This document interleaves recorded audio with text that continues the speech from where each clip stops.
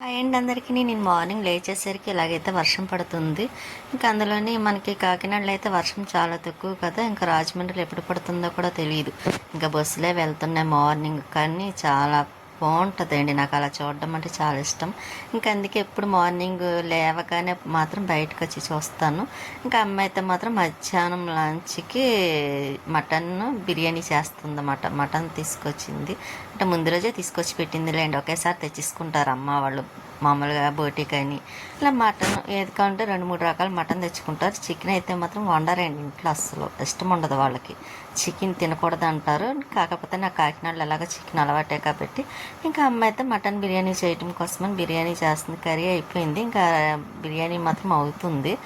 ఇంకా ఈరోజు అందులో ఇంకా నేను ఉండేది ఇంకా 2 డేస్ ఉంటానేమో రాజమండ్రిలో. ఇంకా ఎలా వచ్చేస్తాను కాబట్టి కంపల్సరీ అమ్మ చేస్తుందండి. ఎందుకంటే చిన్నప్పుడు బాగా మటన్ బిర్యానీ అది బాగా తినేదాన్ని, అందుకే వెళ్ళినప్పుడల్లా బిర్యానీ చేస్తూ ఉంటుంది అన్నమాట. ఇప్పుడు తింటాను, కాకపోతే మటన్ ఇప్పుడు కొంచెం పడటం లేదు కదండి, అందుకే ఇంకా అలాగైతే కొంచెం రైస్ పెట్టించుకొని ఇలాగైతే తినేస్తున్నాం. అమ్మ చేసిన చేతి వంట కదా, చాలా ఇష్టం.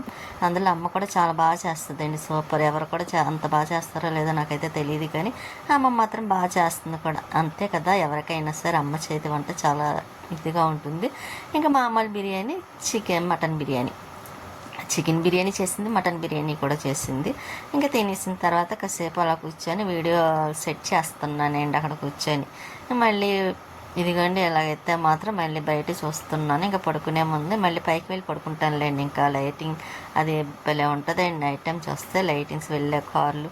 ఇంకంతే అండి. మాకు ఫస్ట్లో అయితే పెద్దమ్మ వాళ్ళ ఇంటికి వెళ్ళినప్పుడల్లాను ఇంకా ఎక్కువ నిద్ర పెట్టేది కాదు, ఎందుకంటే బళ్ళు సౌండ్ అవి బాగా వినిపిస్తాయి కాబట్టి.